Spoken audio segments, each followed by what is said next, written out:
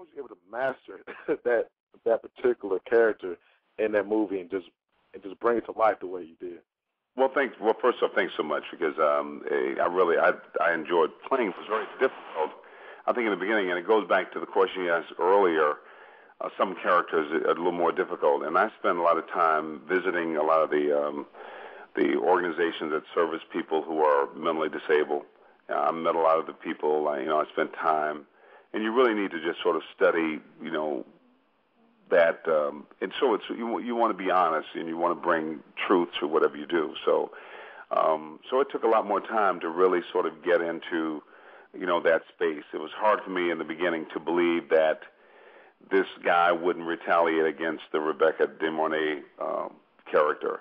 But the more I spent time in Riverside, there's an organization they have a Friday night dance.